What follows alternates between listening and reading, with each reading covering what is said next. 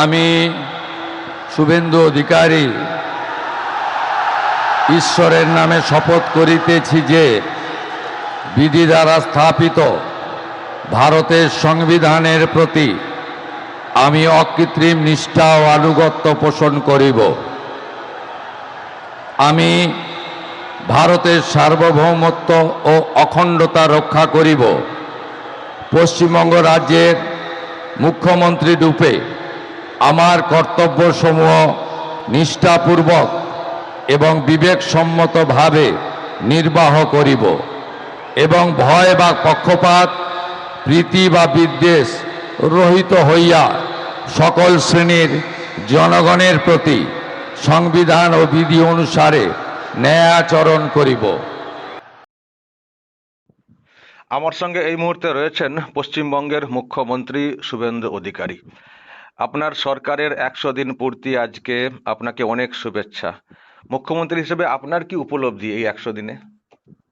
প্রথমত বলি, আপনার এই তারাপীঠে সকালবেলা এই খবর পেলাম শর্ট সার্কিট হয়ে কয়েকজন ওখানে যারা ছিলেন হোটেলে তারা মারা গেছেন। দুঃখজনক ঘটনা, শর্ট সার্কিট হয়ে করেছেন। ওখানে আমাদের প্রশাসন ব্যবস্থা নিচ্ছে, স্থানীয় বিধায়ক আছে, দমকল মন্ত্রীকেও পাঠিয়েছি। এই তো প্রতিদিনই রাজ্য চালাতে গেলে যা করতে হয় সক্রিয়ভাবে সেটা সকাল থেকে রাত্রি অব্দি করতে হয়। প্রথমত বলি যে 100 দিন বিরাট একটা কিছু সময় নয়, কিন্তু আমরা অগ্রাধিকারের ভিত্তিতে কিছু কাজ করেছি, কিছু পরিকল্পনা নিয়েছি, আর কিছু কাজ করার জন্য আমরা আমাদের যে বাজেটে ঘোষণাও করেছি এবং আমরা সেই মতো প্রস্তুতি নিচ্ছি। আপনারা নিজেরাই জানেন যে সরকারি ব্যবস্থায় সংবিধান এবং অর্থনৈতিক শৃঙ্খলা, তার সঙ্গে নিয়ম কানুন এবং প্রতিটা পর্যায়ে একটা প্রস্তুতির বিষয় থাকে। প্রাথমিকভাবে যেটা আমি বলবো যে দেখুন, দেশের আমরা সবচেয়ে অগ্রাধিকার দিয়েছিলাম যে দেশের সুরক্ষার প্রশ্ন এবং জাতীয় কর্তব্যগুলো পালন করা। সেক্ষেত্রে প্রায় 80% জমি, যেখানে জমি অ্যাভেলেবল ছিল, অর্থাৎ প্রায় 300 কিলোমিটারের কাছাকাছি এলাকাতে আমরা ইতিমধ্যে জমি বিএসএফ কে হস্তান্তরিত করেছি এই সময়কালের মধ্যে, যেটা একটা অসম্ভব কাজ ছিল। যে কাজ আপনার দীর্ঘ 15 বছর ধরেই বিগত সরকারের চরম অসহযোগিতা এবং বিরোধিতার জন্য এটা একটা দেশের সুরক্ষার প্রশ্ন ছিল। এই কাজটা আমরা সবচেয়ে অগ্রাধিকার দিয়েছিলাম।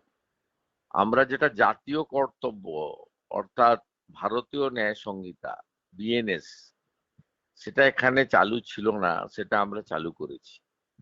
তৃতীয় হচ্ছে জনগণনার কাজ, যেটা বিগত রাজ্য সরকার এখানে বন্ধ করে রেখেছিলেন।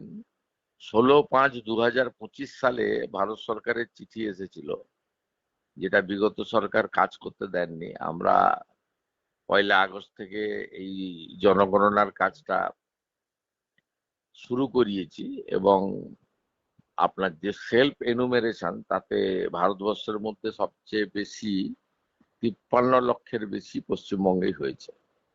এগুলো কতগুলো জাতীয় কর্তব্য এবং রাষ্ট্রীয় সুরক্ষার প্রশ্ন ছিল।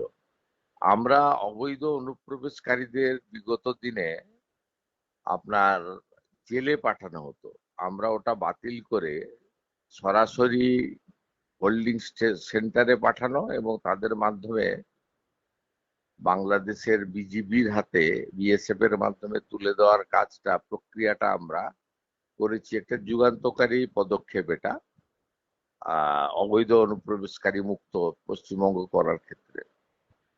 এর সাথে সাথে আমাদের সিএএ অর্থাৎ সিটিজেনশিপ অ্যামেন্ডমেন্ট অ্যাক্ট, যেটা নীতিগতভাবে কেন্দ্রীয় সরকার সিদ্ধান্ত নিয়েছে রাজ্যকে দেবে, তার প্রক্রিয়া চলছে। সেক্ষেত্রেও আমরা ত্বরান্বিত করেছি এবং যাতে এই শরণার্থীরা সার্টিফিকেট গুলো দ্রুত পেয়ে যায়, এই বিষয়টাও আমাদের অগ্রাধিকারের ভিত্তিতে ছিল।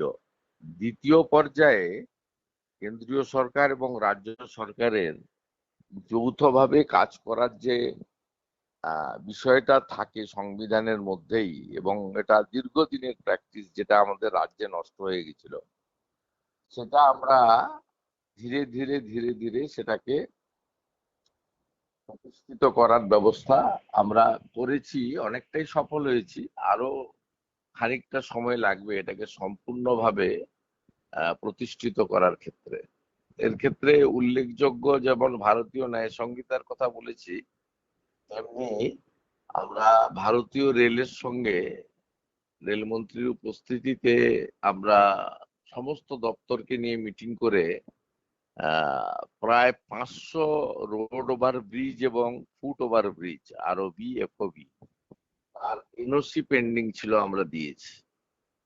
আমরা মেট্রো রেলের যে জট ছিল কলকাতায় চিংড়িঘাটায়, তা দ্রুত সমাধান করেছি, কারণ জোকা মেট্রো থেকে এয়ারপোর্ট এটা গর্বের প্রজেক্ট, এটাকে সম্পূর্ণ করা অগ্রাধিকারের জায়গায় পেয়েছে। 61টা rail project rail board approve করেছে নরেন্দ্র মোদীজির সময়। তার জমি জটে আটকে ছিল, আমরা জমি প্রদানের কাজ শুরু করেছি, সম্পূর্ণ করতে সময় লাগবে, কিন্তু কাজটা শুরু হয়েছে, হ্যান্ড ওভারও শুরু হয়েছে। 50% মতো জমি রেলকে ইতিমধ্যে হস্তান্তরিত করা গেছে।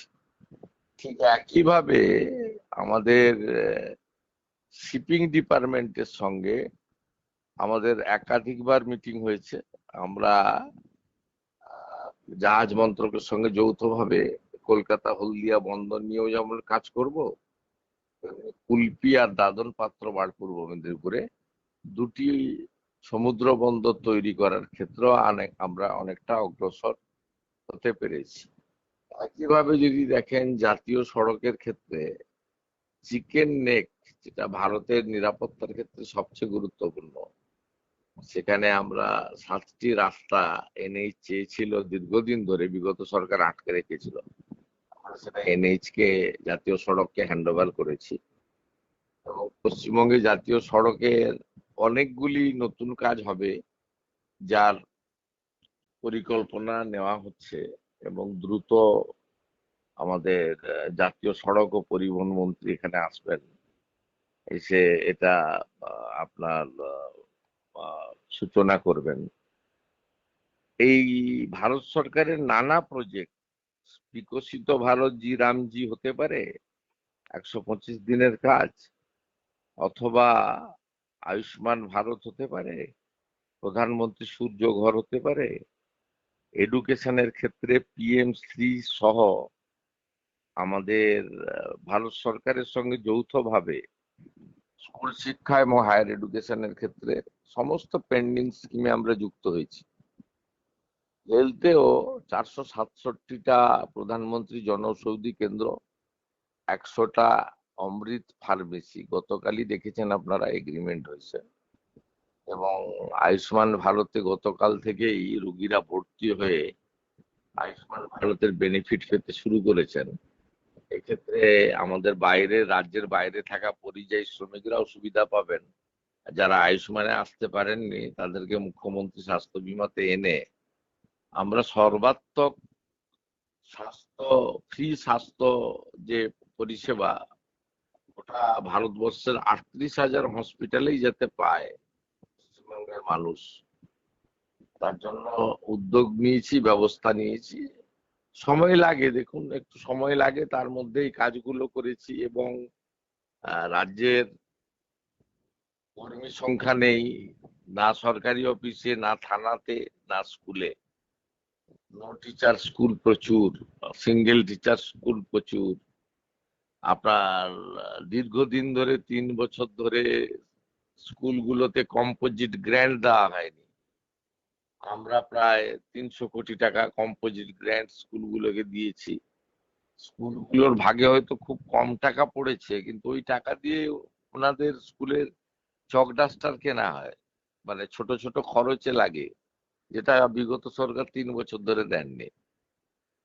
এবং এডুকেশনের উপরেও কাজ হচ্ছে, হেলথের উপরেও তো কাজ, আমি বারে বারে বলেছি 100 দিনের কাজটা এবারে 125 দিন পাবেন। এবং নতুন জব কার্ড তৈরি করার সুযোগ তারা পেয়েছেন। আর আমাদের গ্রিভেন্সেল চালু হয়েছে, দেখুন পূর্ণাঙ্গ পরিষেবা দিতে সময় লাগবে, কারণ ওই তো আইপ্যাকের লোকজন সব বসেছিল, ওদেরকে সব বের করে আমাদের অর্থনৈতিক শৃঙ্খলার প্রশ্নে টেন্ডার করে আবার নতুন লোকজনকে বসিয়ে করতে হচ্ছে।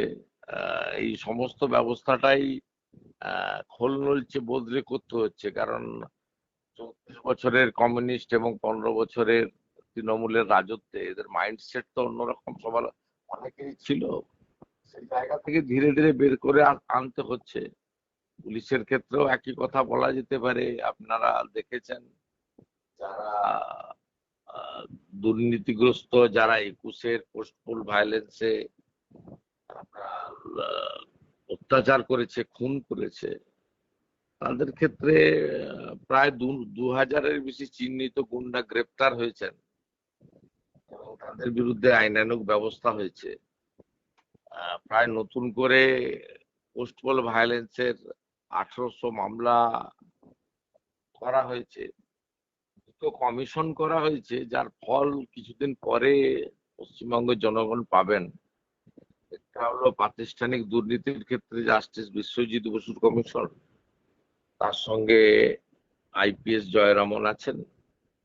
আরেকটি হচ্ছে মহিলাদের ক্ষেত্রে যে অত্যাচারগুলো সংগঠিত হয়েছে, সেক্ষেত্রে আমাদের রিটায়ার্ড জাস্টিস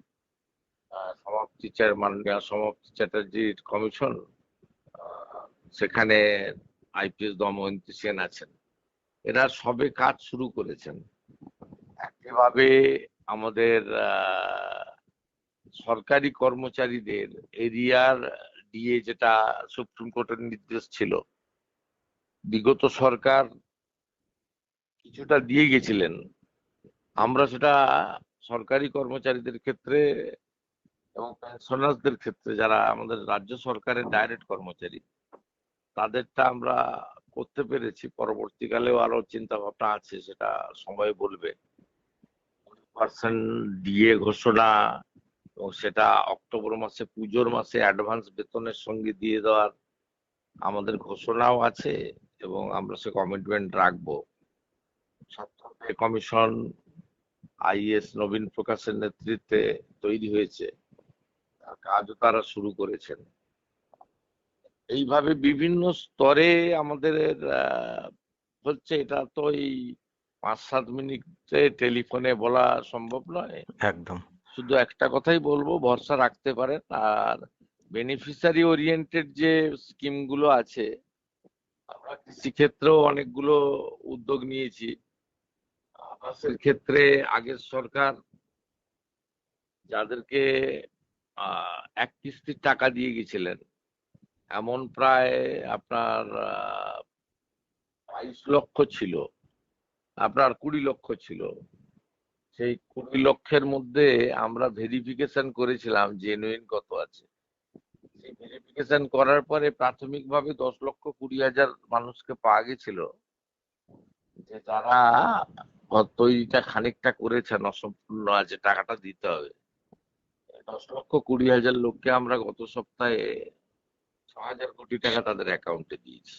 10,20,000 পরিবার উপকৃত হয়েছেন, যারা প্রান্তিক মানুষ, অর্ধেক বাড়ি তৈরি করে অপেক্ষায় ছিলেন যে তৃণমূল সরকারের আমলে দেওয়া অর্ধেক টাকা এরা দেবে কি দেবে না। আমরা কিন্তু সাধারণ মানুষ, গরিব মানুষ, অর্থনৈতিকভাবে দুর্বল মানুষ, তাদেরকে রাজনৈতিক দৃষ্টিভঙ্গি দিয়ে বিচার করি না।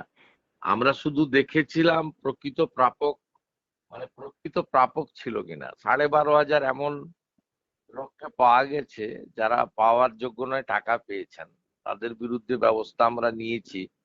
1,000 জন তো নিজেরাই টাকা ফেরত দিয়েছেন সরকারকে, যে আমাদের নেওয়া ভুল হয়ে গেছে। তাই এইসব জিনিস আছে। 4 লক্ষ কৃষক পরিবার আগস্ট মাস থেকে কৃষি ক্ষেত্রে 2 টাকা করে কম ইলেকট্রিকের ইউনিট পাচ্ছেন।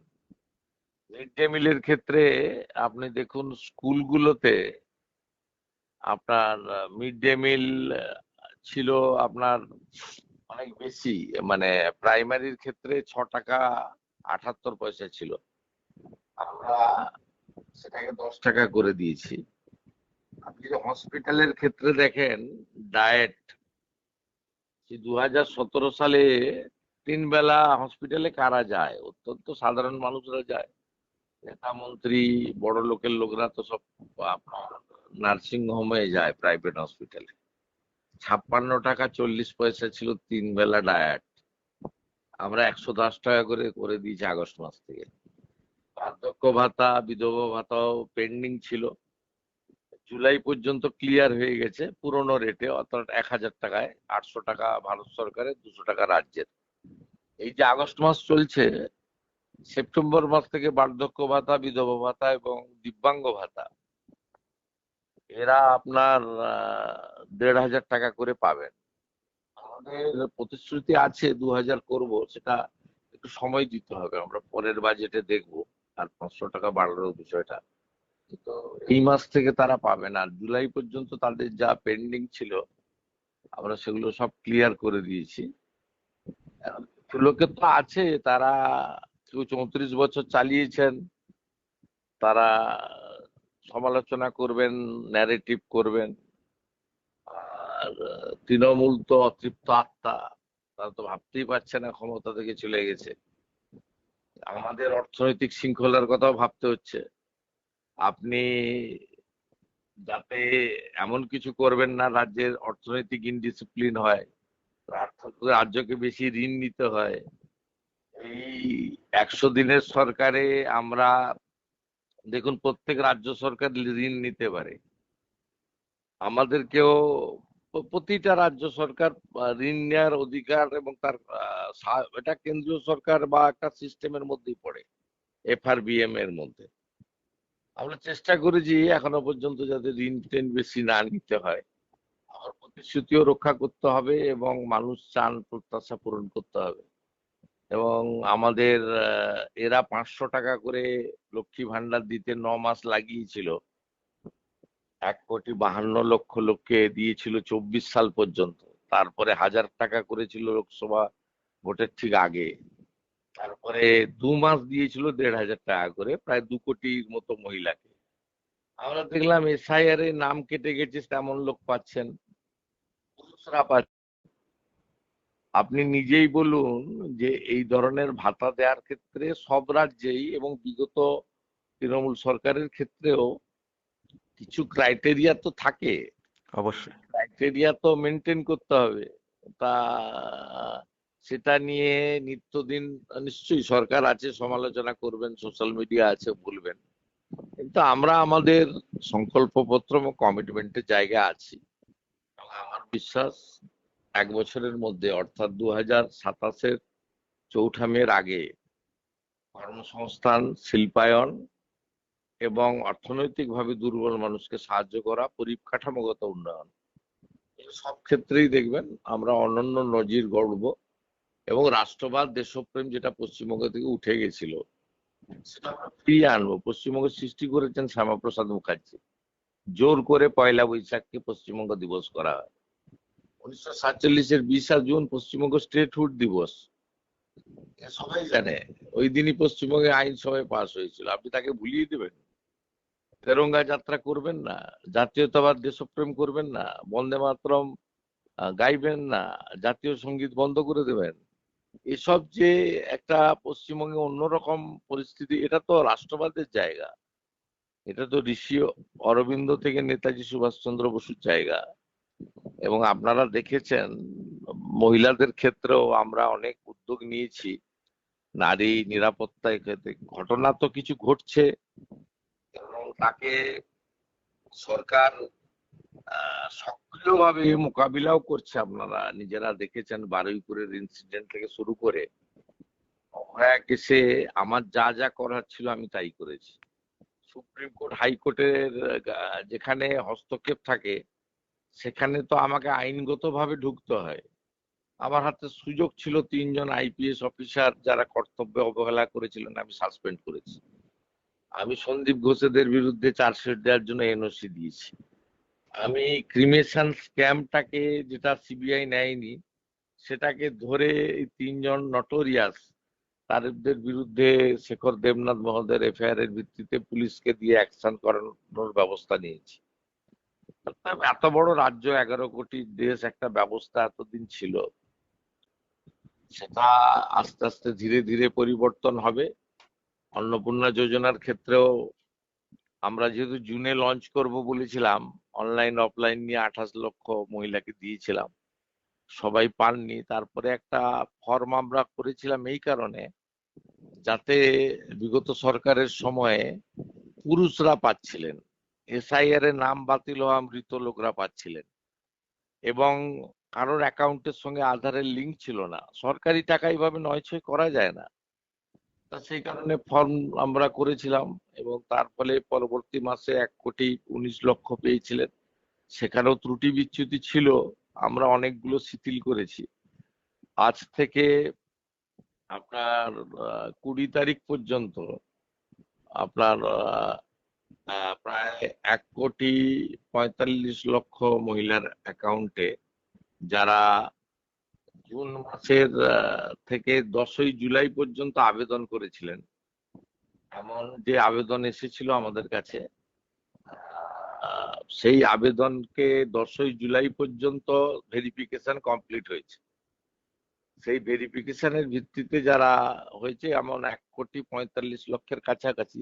দুটোর সময় সরকারি স্তরে প্রেস কনফারেন্স করে আপনার ওই দপ্তর বলে দেবে, এরা 17 তারিখ, আজ 17 তারিখ থেকে 20 তারিখ পর্যায়ক্রমে এদের অ্যাকাউন্টে টাকা এসে যাবে। বাকি 11ই জুলাই থেকে 31শে জুলাই পর্যন্ত ভেরিফিকেশন কমপ্লিট করতে আরো 1 মাস লাগবে বলে আমাকে জানানো হয়েছে।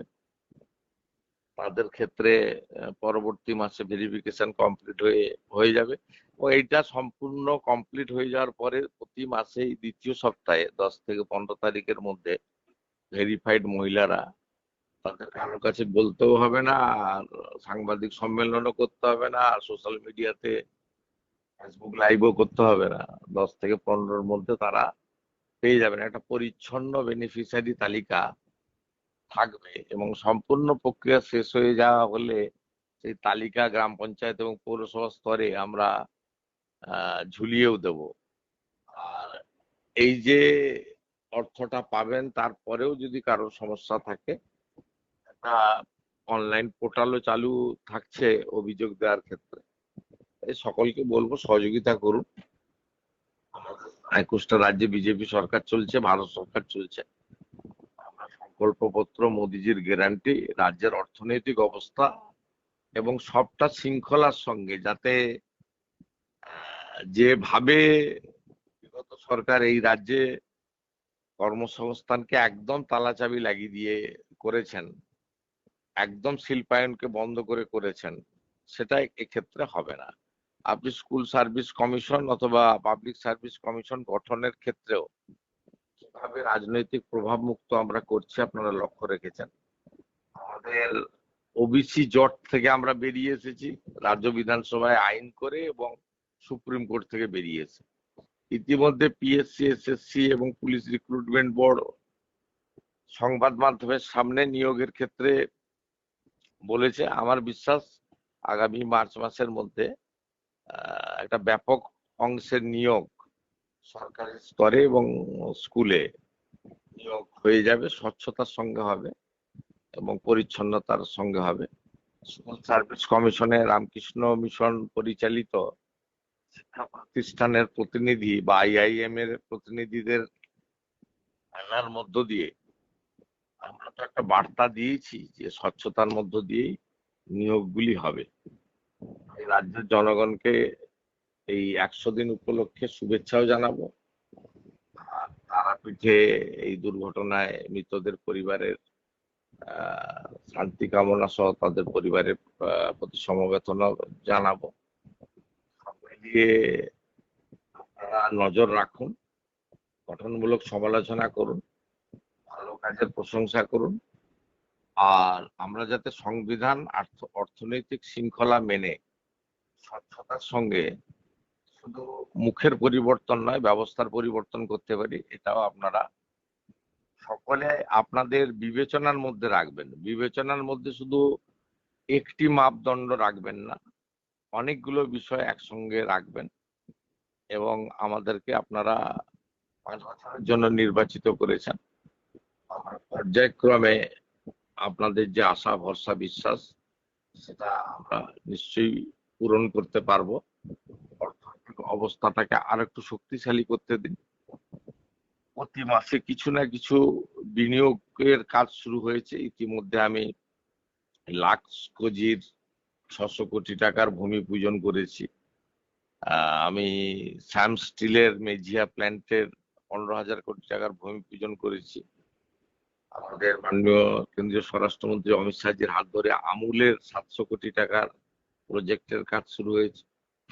আজকে আমি যাচ্ছি পুরুলিয়ার মানুষকে পানীয় জল দিতে পানবাজারে, ও সেখান থেকে রঘুনাথপুরে অমিত মেটালিকের 4,000 কোটি টাকার প্ল্যান্টের ভূমি পূজন আমরা করব। শুধু ভূমি পূজন নয়, আমার বিশ্বাস দুর্গাপূজার আগে পেট্রোকেমিক্যালের একটি নতুন প্রজেক্ট সহ এই বছর ডিসেম্বরের মধ্যে আমি এবং শিল্পমন্ত্রী অর্থমন্ত্রী আমরা সবাই মিলে যৌথভাবে কাজ করছি।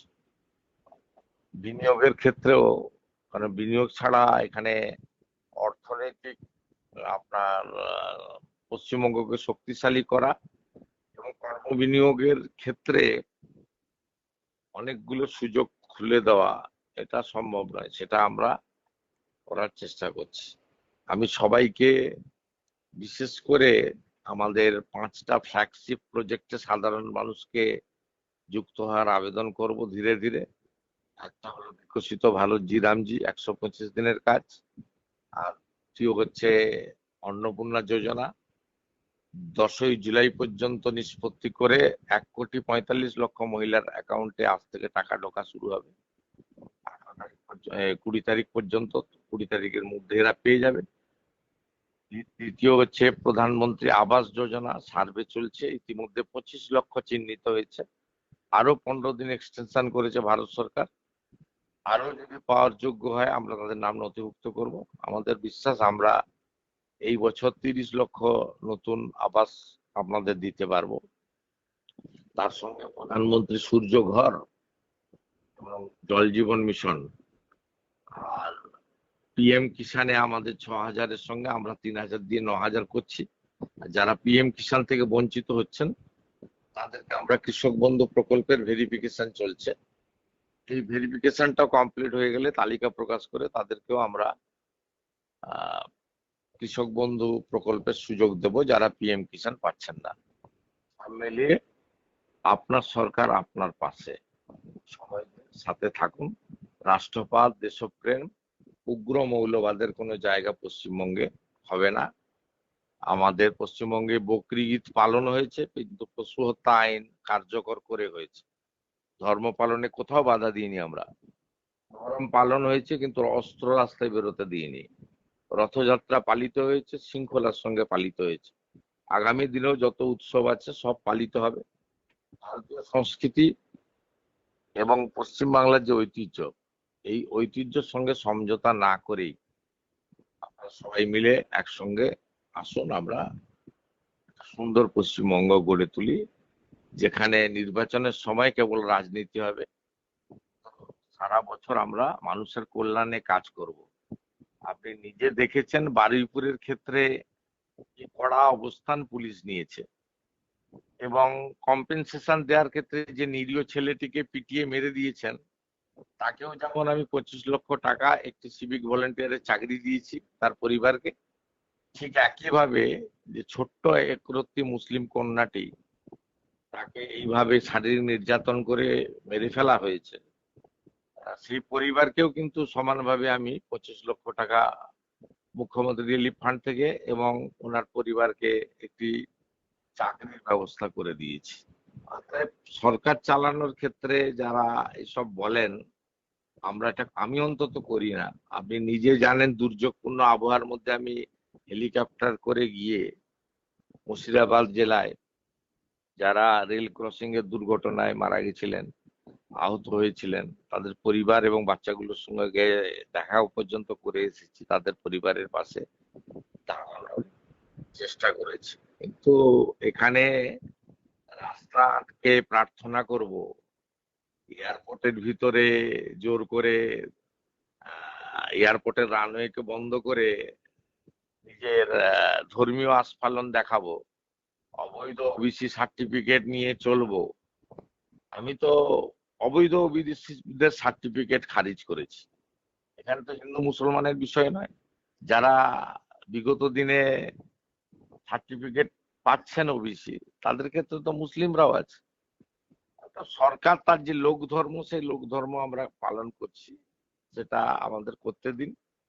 যে স্টাইলে মমতা বন্দ্যোপাধ্যায় করেছেন সে স্টাইল চলবে না। মমতা বন্দ্যোপাধ্যায় বা বুদ্ধদেব ভট্টাচার্যরা কোন বিরোধী দলের কর্মী, সে পুলিশের হাতেই হোক আর রাজনৈতিক ভাবে হত্যা হোক, বাড়িতে গেছেন স্মরণ করাতে পারবেন? পারবেন না। তো হালি শহরের ঘটনায় আমি পুলিশের লকআপে স্বাভাবিকভাবে মৃত তৃণমূল কর্মীর পরিবার, তৃণমূল কাউন্সিলরের পাশে গিয়ে আমি দাঁড়িয়েছি। এসব কথা না বলাই ভালো। গতকালও আশিস বাবুর দুঃখজনক আত্মহত্যা, পুরো পরিবারের সঙ্গে আমি অসিত মাল সাংসদের ফোন থেকে ভিডিও কলে কথা বলে পাশে থাকার বার্তা দিয়েছি। দেখতে থাকুন। আহ, বাকি তো মানুষ আছে, মানুষ নিশ্চয়ই হিসাব করবে।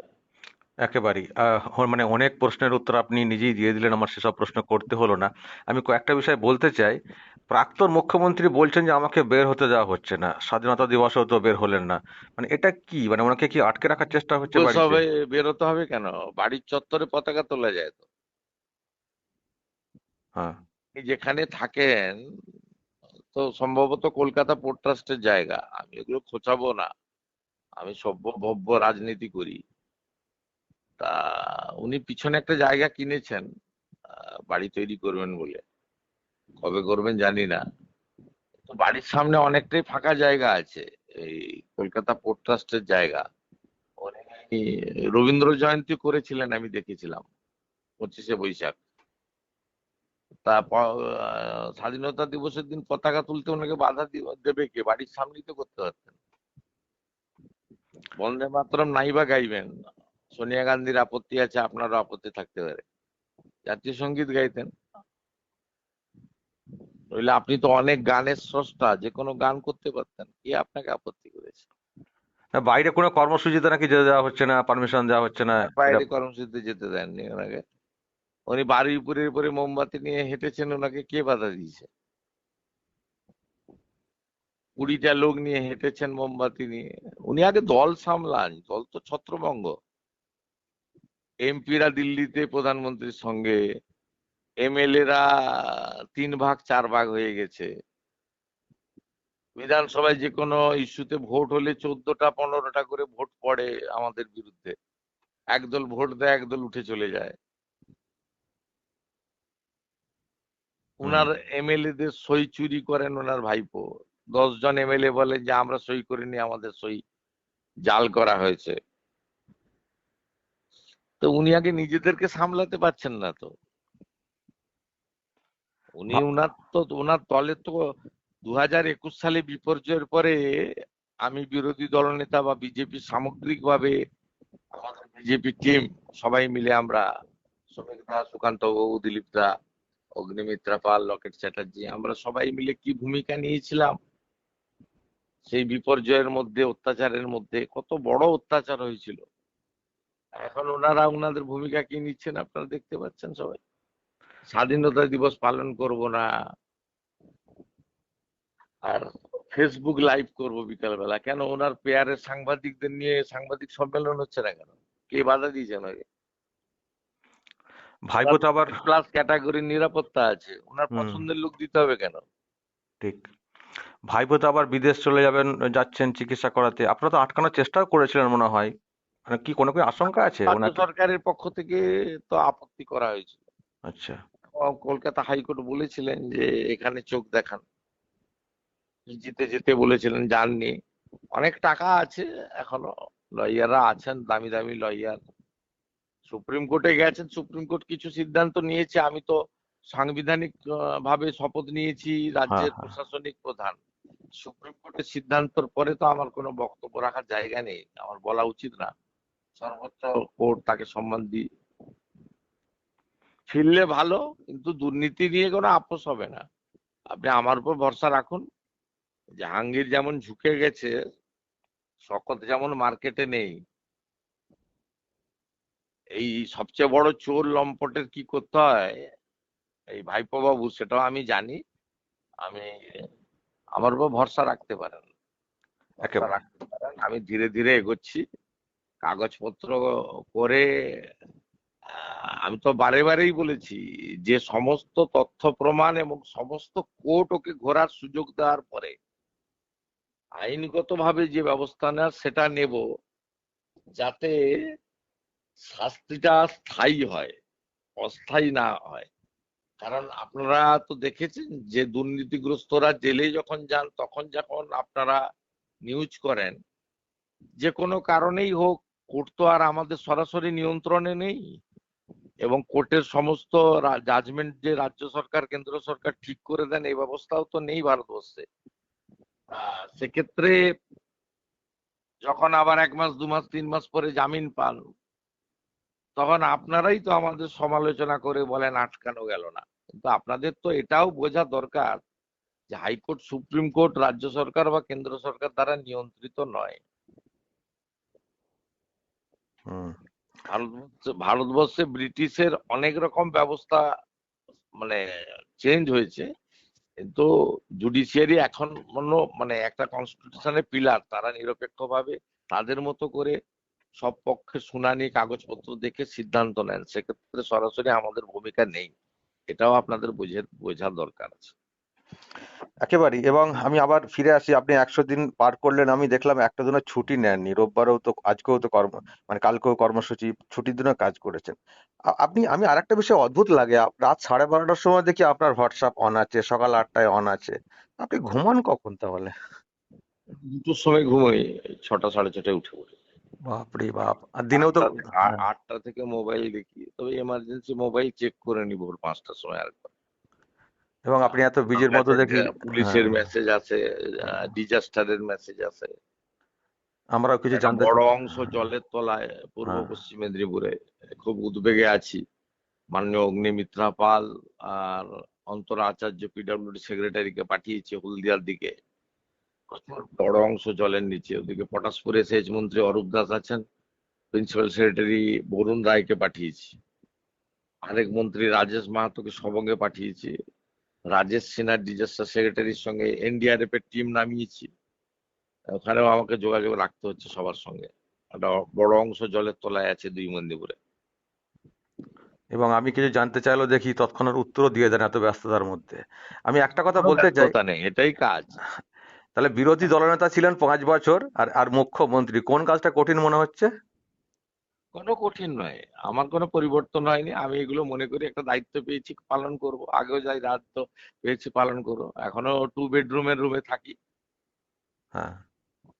2 বেডরুমের যে রুম 800 স্কোয়ার ফিট চিনার পার্কে, ওখানেই থাকি, পরিবর্তন করিনি। অনেকেই সরকারি লোকরা বলছিল একটু বড় বাড়ি দরকার। হ্যাঁ, আমি বললাম হ্যাঁ, যখন জনগণের, যখন মিট করতে হবে কোনো ডেলিগেশন, একটা ভদ্র সভ্য ভালো জায়গা দরকার। ওই জন্য সল্টলেকে একটা ইরিগেশন দপ্তর প্রথমে সৌজন্য দেখিয়েছিল। আমি তো দেখি হায়দ্রাবাদ হাউস। বাপরে বাপ, এ তো ওখানে মানে আমার পক্ষে তো অসম্ভব। আমি সৌজন্য দেখার পরে তো বেরিয়ে চলে এসেছি। এখানে তো আমার পক্ষে থাকা বা অফিস করা সম্ভব না। বিরাট নাকি ঝাড়বাতি আছে একটা বলছে বিরাট অনেকে। বিরাট হ্যাঁ। বিরাট, বললাম না হায়দ্রাবাদ হাউস। আচ্ছা। আমার পক্ষে তো সম্ভব না, আমি তো সব ভোগী লোক নই, অত্যন্ত সাধারণ লোক, চপ্পল পরে থাকি। মানে বছরে একটা জুতো কিনি 800 টাকা দাম।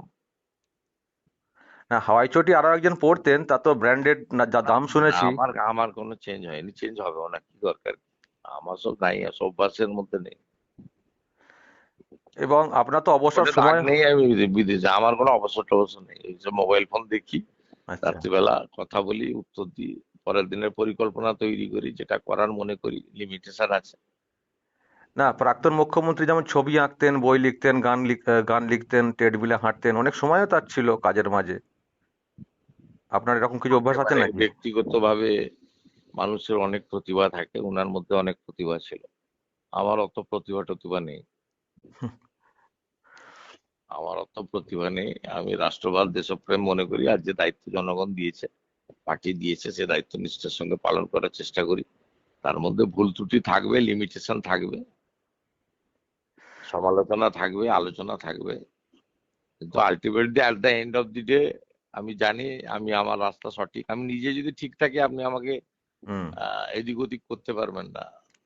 আপনিও আমার সমালোচনা করে অনেক খবর করেন, আমি প্রত্যেকটাই দেখি। আর আপনাকেও বলি, আপনি দেখেছি সমালোচনার খবরগুলো আমাকে পাঠান না, ওটাও পাঠাবেন। ওকে, আমারও খুব ভালো লাগলো যে আপনি এটা এগুলো পজিটিভলি পাঠাবেন, নেন। ওগুলো আমি কেন নেব না? আমি তো নিজে ঠিক আছি, আপনি নিজেই দেখবেন হ্যাঁ। কিছুদিন পরে এই যে কাগজগুলো, এই আমি আপনাকে বলছি, নাম করেই বলছি, বর্তমান কাগজ, তারা আমি তৃণমূল থেকে বিজেপিতে যাওয়ার জন্য ঠিক করেছিল আমার নাম ছাপবে না। 2021 থেকে 26 বিরোধী দলনেতার নাম ছাপেনি। এখন দেখুন মুখ্যমন্ত্রীর ছবি ছাপে ফ্রন্ট পেজে। আমি তো অপেক্ষা করেছি, দেখেছি। এই আনন্দবাজার হলদিয়ার এবিজি কে নিয়ে আমার লম্বা ছবি চেপেছিল, তখন অভিক সরকার ছিল সম্পাদক, বলেছিল শিল্প তাড়িয়েছে, আমার বিরাট একটা লম্বা ছবি দিয়ে নেগেটিভ আর কি, হুম। ফ্রন্ট পেজে। আনন্দবাজারও আছে, আমিও আছি। আমি তো এগুলো তো এই আজকাল আজকাল কাগজ এখন ছবি ছাপে, প্রতিদিন কাগজ আপনি দেখেন যে আমার ছবি ছাপে। এদের গত 5 বছরের কাগজ 21 থেকে 26 আপনি বের করে দেখবেন এরা কি কি করতো। তবে আমি শুধু দেখেছি, আমি রিয়াক্ট করিনি। একেবারে। আমি নিজে যদি ঠিক থাকি না, হুম। আপনি আমার কিচ্ছু করতে পারবেন না। একদম একদম একদম। মমতা ব্যানার্জি 104টা মামলা করেছে, কিচ্ছু করতে পারেনি আমাকে, কিচ্ছু করতে পারেনি। ওনার কাছে যদি তথ্য প্রমাণ ডকুমেন্ট থাকতো তাহলে শুভেন্দু অধিকারীর বিরুদ্ধে উনি অনেক কিছু করতে পারতেন। উনি করেননি, চেষ্টা করেননি, এমন কিছু কাজ নেই। উনি এক একজন আইপিএস অফিসারকে, সিআইডি কে লাগিয়ে উনি যা যা করার সব করেছেন, সমস্ত রকম চেষ্টা করেছেন, সমস্ত রকম উজাড় করে চেষ্টা করেছেন, পারেননি কেন? কিন্তু ভাইপো তো বলেছেন যে সুদ আসলে সব দেখে নেব হ্যাঁ ক্ষমতায় ঠিক গেলে। আছে, উনি তো ডিজে বাজাবেন বলেছিলেন 4 তারিখ দুপুরবেলা। অমিত হ্যাঁ। শাহজিকে বলেছিলেন আসুন এখানে থাকুন। তো অমিত শাহজি জায়গায় আছে। এখন তো ডিজে বন্ধ হয়ে গেছে, এখন তো মানুষ তেরঙ্গা যাত্রা করছে, আবার রাখি বন্ধনের প্রস্তুতি নিচ্ছে। না, এটা একটা খুব ভালো করেছেন এই রাখি বন্ধনটা, মানে সামাজিক যে ব্যাপারটা আপনি বলতে চেয়েছেন যে বন্ধন, এটা খুব ভালো উদ্যোগ। হ্যাঁ, এটা দেশপ্রেমের বন্ধন দরকার। টুকরে অবশ্যই। টুকরে জ্ঞান খুব সক্রিয়। হুম। আপনি এই যে সব নেবেন না, এই যে সম্প্রতি যেটা দিল্লি থেকে কলকাতা হলো না, হ্যাঁ। এটাকে আপনি খুব ছোটখাটো হিসেবে নেবেন না, এটা বড় চক্রান্ত দেশের বিরুদ্ধে। একদম। এটার সঙ্গে আপনার নিটের কোনো সম্পর্ক নেই, এটা বড় চক্রান্ত। এবং এক্ষেত্রে আপনার দেশপ্রেমের বন্ধনটা দরকার। আমাদের দেশ কোনোভাবে যেন এই যে উদার গণতন্ত্র, বাক স্বাধীনতা, তার ফলে আপনি দেশের ভিতরে থেকে প্রধানমন্ত্রীকে এইভাবে আক্রমণ করতে পারেন অন্য দেশে? না না, আমরা ছোটবেলায় তো এরকম দেখিনি কখনো, আমরা তো পড়াশোনা করেছি। আপনি পারেন এরকম করতে? না। এই যারা এই আন্দোলন করেছিল, একজনও স্বাধীনতা দিবসের দিন কোথাও জাতীয় পতাকা তুলেছে দেখেছেন? হুম। এরা কোথায় কোথায় সোশ্যাল মিডিয়াতে দেয়। এই সিপিএম এর কয়েকটা মাল আছে দেখবেন, অসংখ্য ভোটে হেরেছে, তার মধ্যে বিকাশ ভট্টাচার্য একটা, অসংখ্য ভোটে হেরেছে, সব ভোটে হারে। আপনি দেখবেন এদেরকে, এরা স্বাধীনতা দিবসের দিন এদের কোনো রোল নেই, কোনো ছবি পাবেন না। হুম। অতএব এই খুব দরকার। আমি এই কারণে সরকারিভাবে রাখি বন্ধন পালন করব।